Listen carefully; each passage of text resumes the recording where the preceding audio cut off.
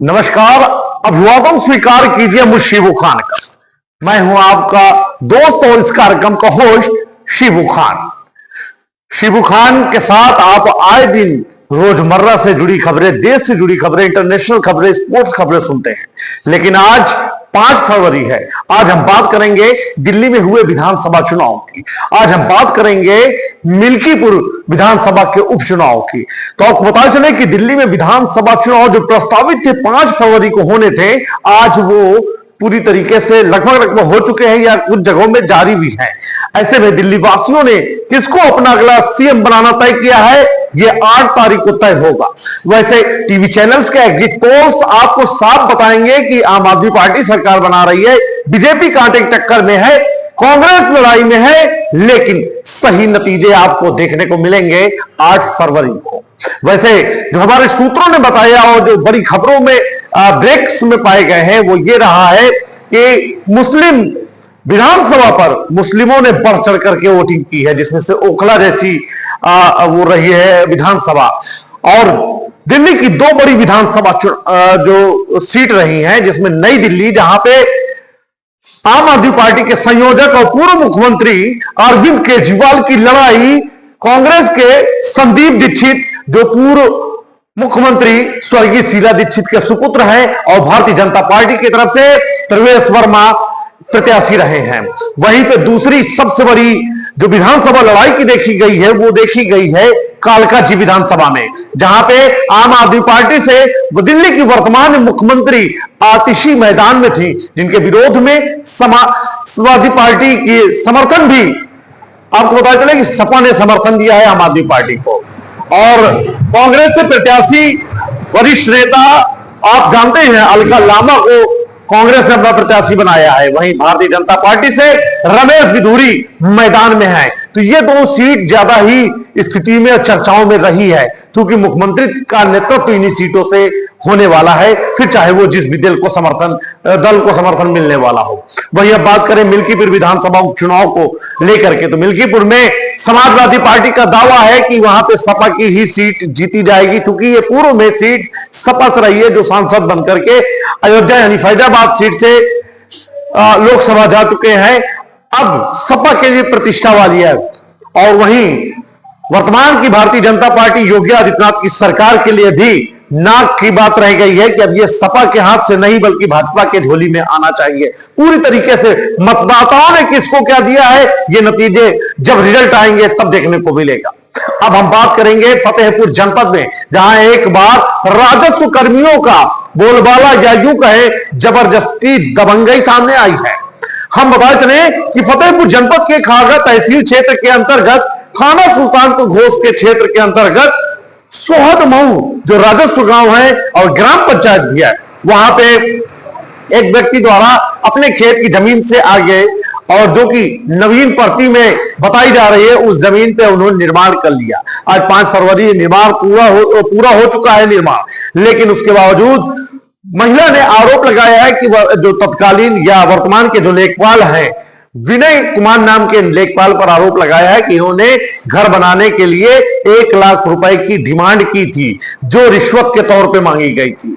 जब विनय कुमार को पैसा नहीं मिला तो उन्होंने षड्यंत्र रचना शुरू कर दिया। महिला ने आरोप लगाया है कि गांव की ही महिला को इन्होंने अपने साथ साजिश का हिस्सा बनाते हुए शिकायती पत्र दिलाया, जिसके बाद 28 जनवरी को उन्होंने 28 जनवरी को ही एक नोटिस थमाई, जो एसडीएम के हवाले से लेखपाल द्वारा दिया गया। महिला कहना रहा है कि उसमें तारीख 21 की डाली गई, जो उनके सास को बरगला करके उसमें अंगूठा लगवाया गया।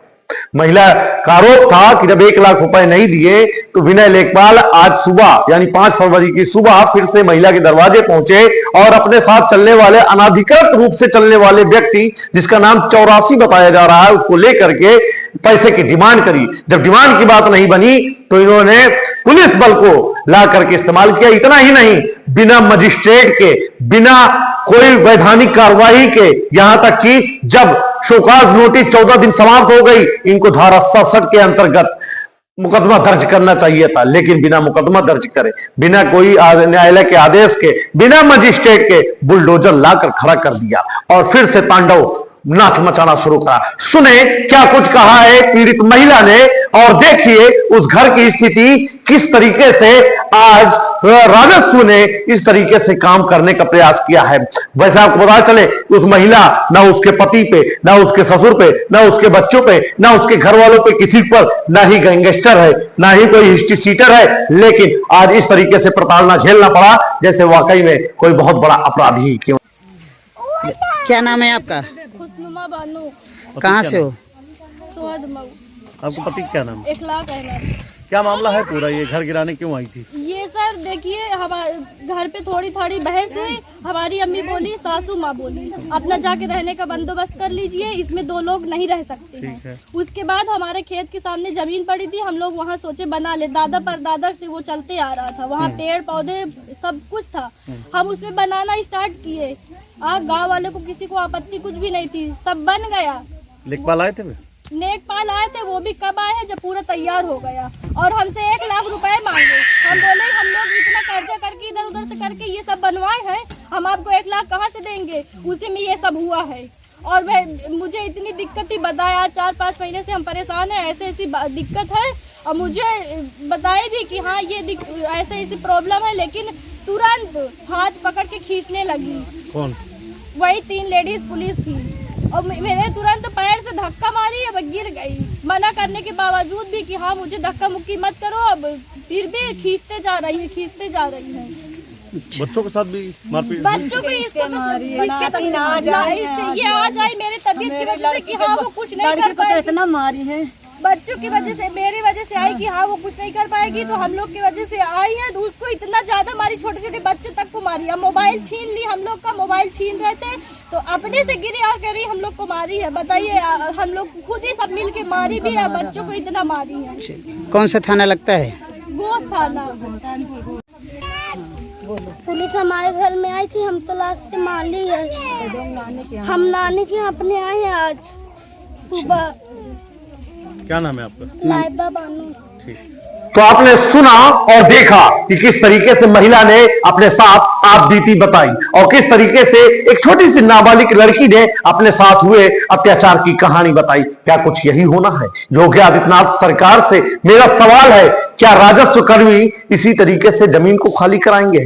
क्या देश में, क्या तहसील क्षेत्र के अंतर्गत, क्या प्रदेश में, क्या ऐसे छोटी छोटी चीजें हर जगह पे किसी का कब्जा नहीं बना हुआ है? यदि अगर ऐसे ही भावना होगी तो निश्चित तौर से व्यक्ति पीड़ित होगा। बने रहिए मुशीबो खान के साथ, मिलते हैं नेक्स्ट एपिसोड में। जब तक के लिए नमस्कार।